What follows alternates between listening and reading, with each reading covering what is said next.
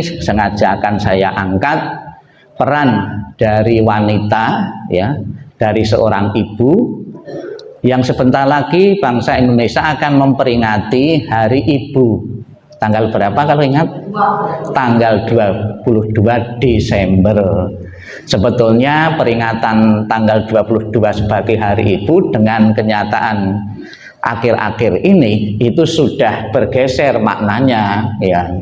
Aslinya tanggal 22 Desember itu sebagai Kongres Wanita, ya, sebagai Kongres Wanita. Kemudian, ya, pergeseran dimaknai sebagai hari balas budi atau bakti kepada seorang ibu, ya, tidak apa-apa, ya. Maka akan saya angkat, ya, peran wanita, peran seorang ibu, ya.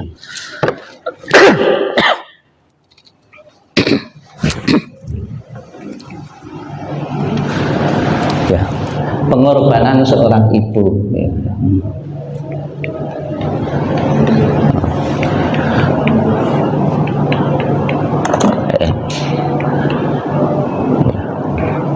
Oh, dah. Ya, saya pilih pengorbanan seorang ibu. Siapa di sini yang hadir di sini yang lahirnya dari celah batu? Ya, ada enggak? Enggak ada, ya. Enggak ada, ya. Semua lahirnya dari rahim seorang ibu. Nah, kecuali kalau bapak ibu nanti masuk di alam surga Sukawati, itu lahirnya dari bunga teratai, ya, bunga teratai yang mekar, ya, itu bisa lahir bukan dari rahim lagi, rahimnya dari bunga teratai menurut penjelasan kitab suci, ya. Semua yang ada di sini, ya, lahirnya dari seorang ibu. Tidak ada seorang pun lahir dari celah batu. Jadi begitu besar, ya, perhatian kasih sayang seorang ibu yang pernah mengandung kita selama 9 bulan, ya. Itu diceritakan, ya, kasih seorang ibu tidak pernah pudar. Kalau kasih dengan pacarnya, dengan adiknya, dengan temannya, itu lihat sikon. Kalau di saat teman kita itu punya uang, ya, kasihnya masih ada. Tapi begitu teman kita itu miskin, ya, jatuh miskin, mungkin kita menjauh, ya. Itu sikon, ya. Kalau di saat teman kita itu nakal dengan kita, sering mengganggu kita, kasihnya pasti akan berubah juga. Tapi kasih ibu berbeda. Semakin kita nakal, kasih ibu, perhatian ibu kepada anaknya yang nakal semakin besar. Setiap hari ngasih nasihat bagaimana bisa merubah kelakuan dari anaknya itu.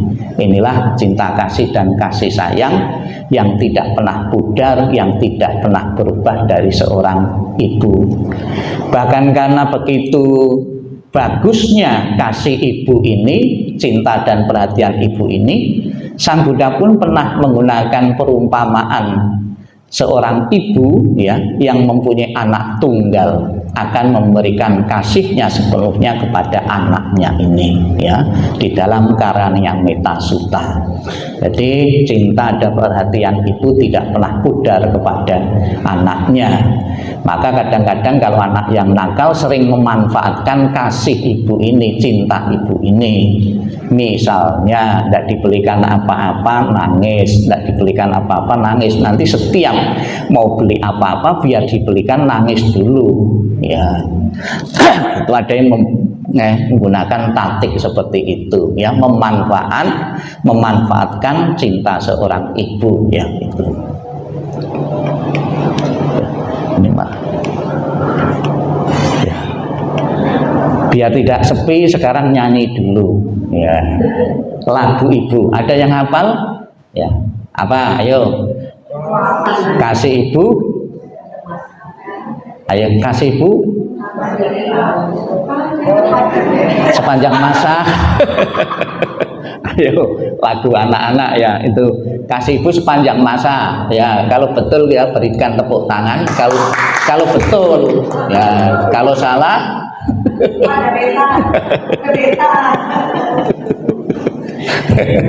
Nah, ini ya, kasih ibu kepada beta. Beta itu saya, ya, tak terhingga sepanjang masa, ya, masa musim, hanya memberi tak pernah harap kembali. Ya, seorang ibu tidak pernah menyodorkan, ya, kwitansi uang yang pernah dikeluarkan ketika beli susu, beli beras, beli jajan. Tidak pernah menyodorkan anaknya setelah anaknya jadi orang, punya penghasilan. Ini loh pengeluaranmu dulu waktu kecil, minta ganti saya. Ya, tidak pernah seperti itu, ya. Terus bagai sang surya menyinari dunia, ya, bagaikan matahari menyinari dunia. Ini nanti dulu, ya. Jadi ini lagunya cuma 4 kalimat, ya. Hitungan ketiga dimulai 1, 2, 3. Kasih ibu kepada beta tak terhingga sepanjang masa, hanya memberi tak harap kembali, bagai sang surya menyinari dunia. Ya. Ada beberapa ungkapan-ungkapan yang berkaitan dengan ibu, ya, mungkin Bapak Ibu pernah mendengar juga, ya, ibu atau wanita sebagai tiang negara. Rumah kalau tidak ada tiangnya pasti roboh. Demikian pula akhlak satu bangsa, anak-anaknya, ya, masyarakatnya itu tidak lepas dari peran yang pernah diberikan kepada ibu. Dimulainya jangan terlalu luas dari keluarga sendiri, mendidik anak-anak sendiri yang nantinya menjadi orang yang berguna dan bermanfaat bagi bangsa dan negara. Ya, dari wanita ibu akan lahir pemimpin-pemimpin dunia, ya, pemimpin-pemimpin dunia, baik presiden, baik ya perdana menteri, menteri-menteri, ya, semua lahir dari rahim seorang ibu, ya. Kemudian manusia utama, ini dari kitab suci Buddhis yang bagian 2 dan 3 ini. Sang Buddha pernah mengatakan, ya, bahwa ada satu cerita, ada seorang raja, ya, diberitahu oleh pesuruhnya bahwa istrinya itu melahirkan seorang wanita, seorang bayi wanita. Kemudian begitu mendengar bayinya itu seorang wanita, dia mengekspresikan wajahnya itu dengan tidak senang. Seorang raja kan mengharapkan anak laki-laki nanti jadi penerus, ya, kerajaan sebagai pemimpin, penerus raja. Kok lahirnya seorang wanita, perempuan, dia menunjukkan ekspresi yang tidak senang. Kemudian sang Buddha menasihati kepada raja ini, oh raja, banyak kelebihan-kelebihan yang dimiliki oleh seorang wanita, ya, banyak kelebihan-kelebihan yang dimiliki oleh seorang wanita. Misalnya sing sederhana saja, kelebihan wanita itu mempunyai sebutan lebih banyak daripada pria. Seorang wanita yang masih bujangan, yang belum punya suami, ya, itu namanya bujangan, ya, bujangan, ya. Kemudian seorang wanita yang sudah ya, itu bujangan itu nona, ya, nona, ya, nona, ya. Seorang wanita yang sudah mempunyai suami, ganti sebutannya jadi nyonya. Tapi ada juga seorang wanita sering mempunyai anak tapi tidak pernah bersuami. Nah, ini sebutannya nyaknyo, ya. Nona, nyonya, terus nyaknyo. Ya, itu. Jadi tidak ada seorang pemimpin dunia pun yang tidak lahir dari rahim seorang wanita, ya. Ini sampai jam berapa nanti? Oh, jam 10, jadi kurang 8 menit atau 10 menit ya. Ya. Terus tujuan peringatan diadakan Hari Ibu sebetulnya ya, umat Buddha mempunyai rasa hormat, bakti dan terima kasih kepada orang tua. Ya, rasa terima kasihnya kepada orang tua. Ada beberapa umat itu kalau saat ulang tahun itu mau merayakan, mengucapkan selamat ulang tahun. Saya tidak mau ya, karena saya ingat di saat tanggal kelahiran saya itu tanggal penderitaan ibu saya di saat melahirkan. Masa di saat ibu saya menderita malah kita senang-senang nyanyi-nyanyi? Itu tanggal penderitaan ibu saya, masa kita malah nyanyi-nyanyi ya. Ingat rasa bakti. Maka di saat ulang tahun kita tidak usah makan-makan, nyanyi-nyanyi, kita datang ke rumah orang tua, nemui orang tua, sujud terima kasih ya. Itu agar kemudian umat Buddha memberi contoh kepada anak-anaknya untuk pentingnya berbakti kepada orang tua. Dianjurkan anak-anaknya setidaknya pas hari-hari raya, cucu-cucunya untuk berkunjung ke rumah neneknya atau engkongnya. Kemudian yang ketiga, umat Buddha melakukan pelimpahan jasa kepada orang yang telah tiada. Jadi tidak menjamin orang nenek kita, engkong kita yang telah meninggal itu terlahir di alam surga. Maka Sang Buddha pun jangka waktu 42 tahun, Sang Buddha begitu mencapai pencerahan sempurna dan sudah menjadi Buddha, pernah di dalam masa ke-7 ya, itu berkunjung hiking, rekreasi ke salah satu surga, namanya surga Tawatimsa.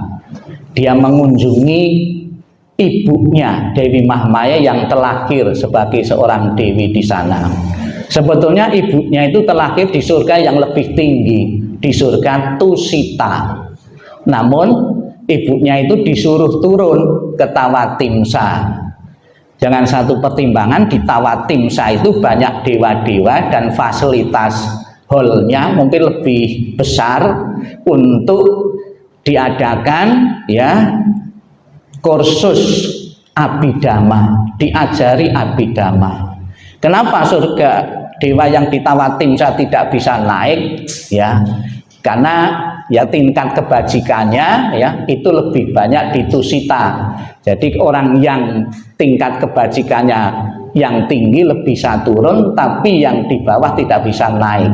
Ya, itu. Jadi mekalah dalam bahasa Jawanya itu ibunya yang sudah terlahir di Tusita itu suruh turun ke Tawatimsa untuk diberi pelajaran, diberi kursus tentang abhidhamma, dhamma yang paling tinggi ya, untuk mencapai pencerahan.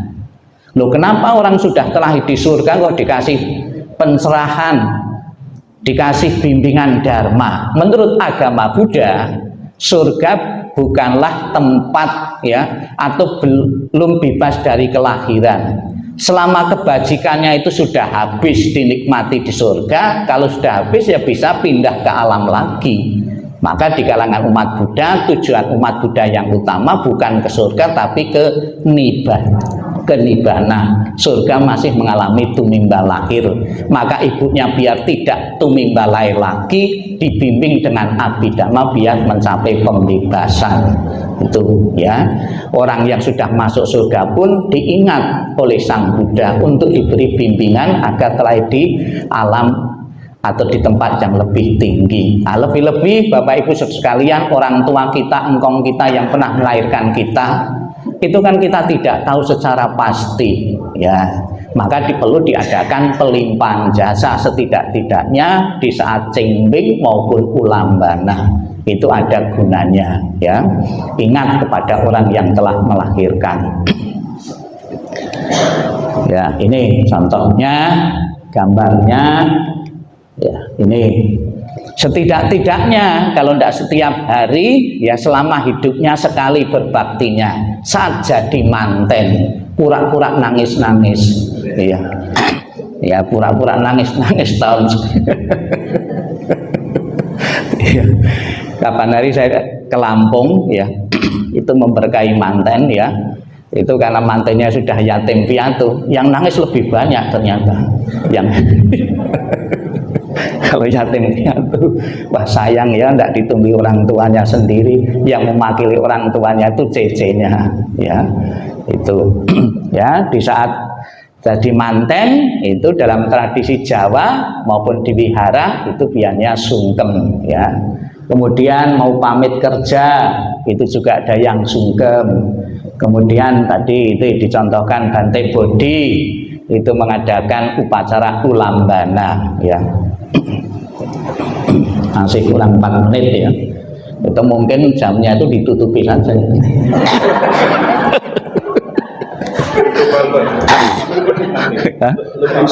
Iya, ya, ya. Ini contoh-contoh orang yang sungkem ya kepada orang tuanya. Ini gambar. Ya, ini.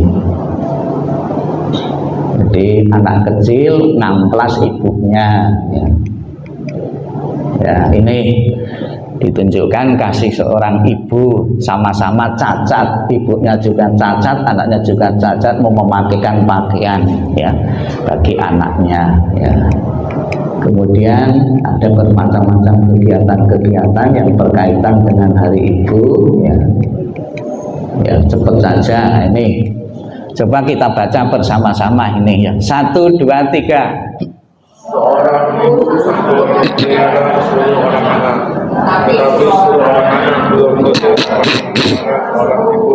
Ya, seorang ibu ya tidak pernah mengeluh ya ketika merawat anak-anaknya, bangun pagi, menyiapkan makanan ya, memandikan, tapi tidak sedikit anak itu merasa keberatan ketika harus merawat orang tuanya. Tadi perjalanan ke sini ada yang cerita, Bante di depan itu mau dibangun tempat penitipan panti jompo.